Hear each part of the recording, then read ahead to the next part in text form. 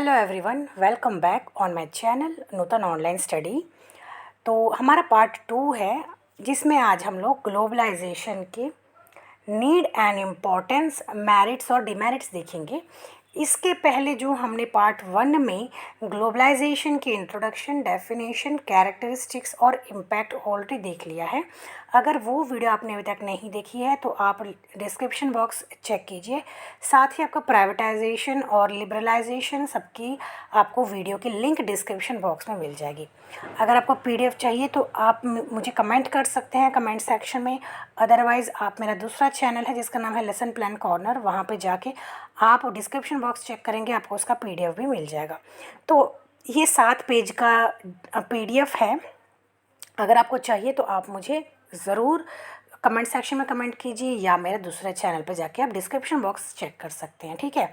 तो चलिए आज देख लेते हैं हम लोग ग्लोबलाइजेशन यानी जो वैश्वीकरण होता है उसका नीड, इम्पोर्टेंस, मेरिट्स और डिमेरिट्स क्या होता है। तो चलिए शुरू करते हैं।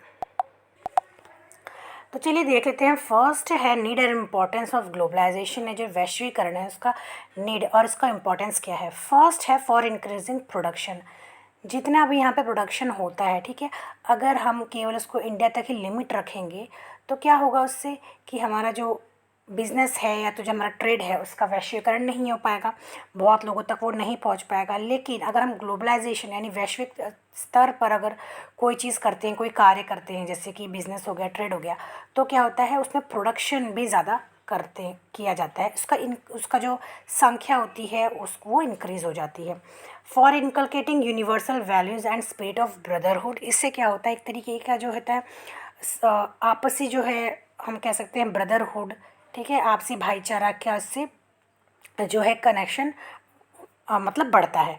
फॉर इंटरनेशनल अंडरस्टैंडिंग, तो एक दूसरे को यानी कि जैसे कि जो देश है अगर वो दूसरे देश के साथ संपर्क में है तो इससे क्या होता है कि वो एक तरीके से दूसरे जो इंटरनेशनल जो कंट्रीज़ है उसको समझने में, उसकी किस तरीके से ग्रोथ हो रही है ये सब समझने में क्या होता है, मतलब हेल्प मिलती है।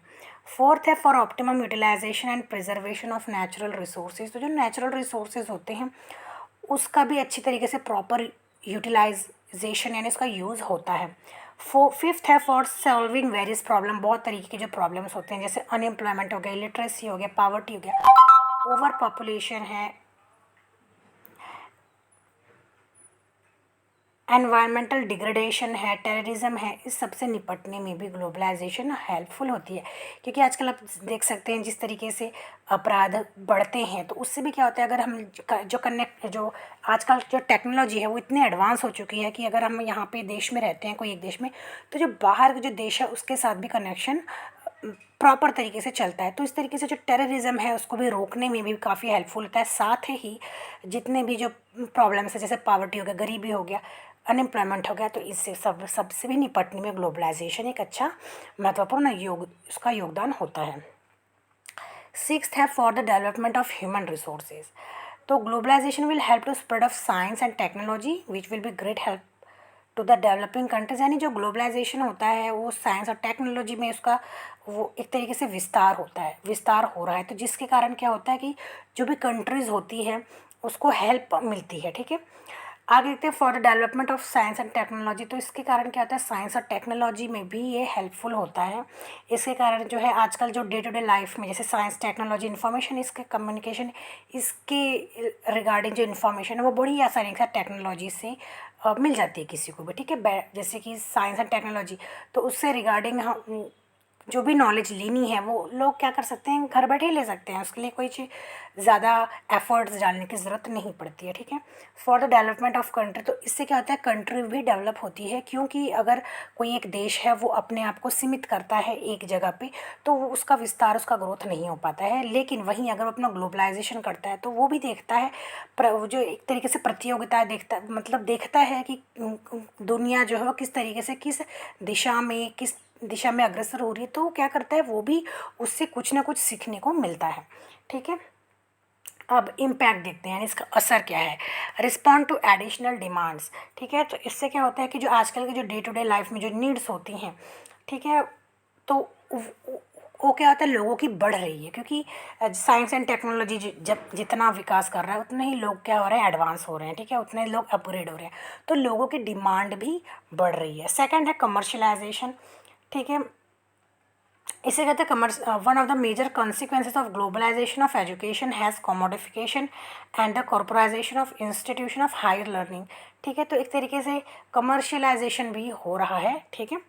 थर्ड है change in concentration, the private sector had many given a relatively free hand in the production and delivery of economic good, while the state concentrated on the provision of healthcare, education, and other infrastructure good, also known as public good. Globalization has changed it all, ठीक है। तो जो state है पहले वो जो है, जो प्राइवेट सेक्टर है वो क्या है, वो क्या करती थी इकोनॉमिक गुड में, और जो है जैसे production and delivery of economic good, यानी जो इकोनॉमिक गुड को प्रोडक्शन करती थी, और जो स्टेट था उसका कंसंट्रेशन किस में था, केवल हेल्थ केयर, एजुकेशन में और इंफ्रास्ट्रक्चर में। लेकिन ग्लोबलाइजेशन के कारण ये सारा कुछ चेंज हो गया, ठीक है। आगे देखते हैं, education becomes a commodity, national government begin to gain control over the delivery of social goods. तो जो नेशनल गवर्नमेंट है उसका जो है कंट्रोल किस में था, सोशल गुड्स पे। Everything is now viewed as commodity that could be produced and delivered by the private sector in line with market forces and according to the principle of supply demand, water, electricity, postal service, health and now education have been turn into commodity. यहाँ पर देखते हैं benefits, यानी जो इसके advantages क्या है। First है cost effective areas, distance education and virtual institution that is commonly regarded to be an industrialized form of education is now taking place in India, which is providing to be more cost effective, ठीक है। तो जैसे कि आजकल का distance education में तो virtual institution, यानी क्या है कि जो टेक्नोलॉजी जिस तरीके से एडवांस हो रही है ग्लोबलाइजेशन के कारण, क्या हो रहा है कि आजकल क्या है, distance education and virtual institution that is commonly regarded to be an industrialized form of education is now taking place in India, which is proven to be most cost effective. Distance education और virtual institution का भी आजकल जो है ज़्यादा चलन है, ठीक है। इसके कारण क्या हो रहा है कि जो लर्निंग है उसमें भी इम्प्रूवमेंट आती है।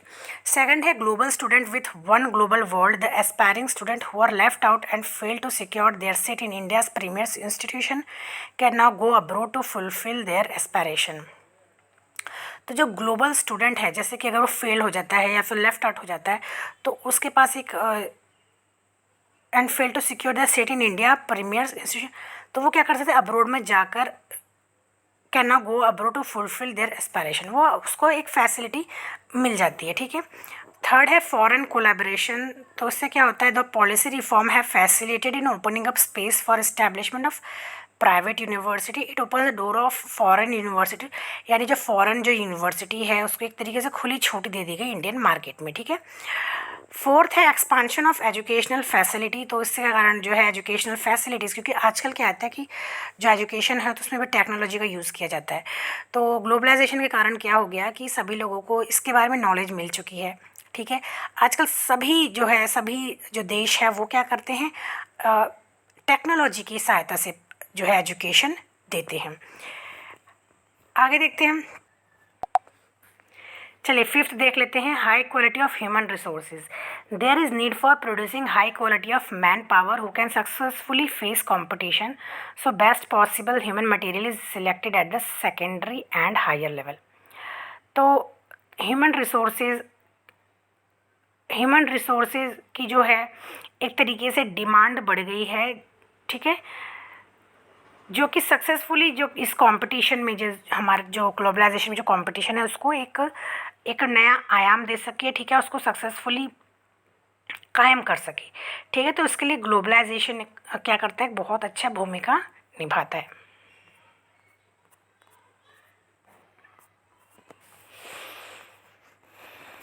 चलिए अब आगे देखते हैं, privatisation of education, more of secondary and higher education has been handed over to the private sector, it lead to commercialization of education। आगे देखते डिसेंट्रलाइजेशन ऑफ एजुकेशन, तो ग्लोबलाइजेशन के कारण क्या हो गया है कि एजुकेशन का डिसेंट्रलाइजेशन भी हो गया है, ठीक है। Decentralisation of management and financing would lead to efficiency in mobilising and managing resources, जिसके कारण की जो रिसोर्सेज है उसका मैनेजमेंट करना, उस पर कंट्रोल करना एक तरीके से आसान हो गया है। Internalisation of education, globalisation lead to internalisation of education system particularly at the higher education stage.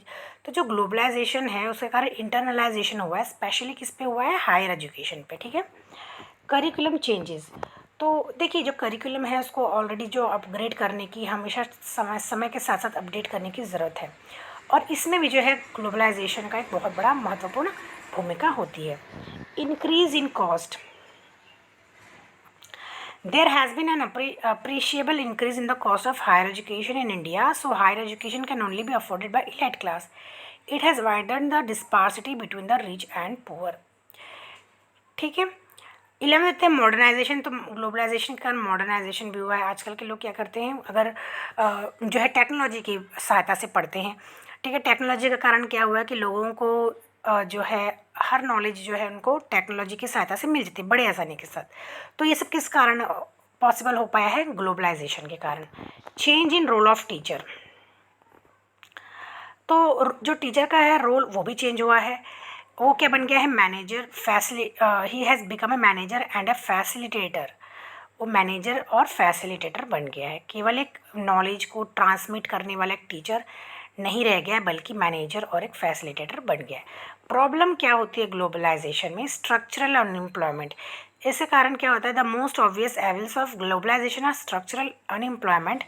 It is the erosion of organised labour as a political and economic force, social exclusion and an increase in the gap between rich and poor within nation. तो globalisation के कारण क्या हो गया, आजकल जो technology की help से, मशीन्स की हेल्प से लोग अपने जो काम को है वो करते हैं। इसके कारण क्या होता है कि अनएम्प्लॉयमेंट, बेरोज़गारी की समस्या बढ़ गई है। डिपेंडेंस ऑन डेवलप्ड कंट्रीज़, तो जो पिछड़ा जो देश होता है वो क्या करता है कि देखता, वो उसको पता है कि जो जो डेवलप्ड कंट्रीज़ है, जैसे डेवलप्ड कंट्रीज़ कौन है, अमेरिका हो गए, ठीक है, अमेरिका, रूस, ये सब पे जो पिछड़ा जो देश होता है वो डिपेंड हो जाता है। थर्ड है डिक्रीज इन क्वालिटी, तो क्वालिटी में भी डिक्रीज आया है। जैसे क्या है, आजकल हर चीज़ क्या है, हर चीज़ के लिए मशीनरी और जो है मशीन्स की हेल्प ली जाती है, कंप्यूटर, ये सब का हेल्प ली जाती है। उसके कारण क्या हुआ कि जो क्वालिटीज़ है उसमें भी गिराव आया है। increased inequalities of educational opportunities are increased as developed countries become stronger and developing countries are marginalized in the process। यानी कि एक तरीके से असमानता हुई है, क्योंकि जो डेवलप्ड कंट्री है वो तो डेवलप होते जा रहा है, वो तो स्ट्रॉन्गर बनते जा रहा है, लेकिन जो डेवलपिंग कंट्री है या तो जो अनडेवलप्ड कंट्री है वो क्या होता है, वो इस बीच पे फंस जाता है, ठीक है। एक्सप्लॉयटेशन ऑफ स्टूडेंट, तो स्टूडेंट का भी एक्सप्लॉयटेशन होता है, ठीक है। There is exploitation of student who at the end of the course find themselves unable to complete in the open market system of employment.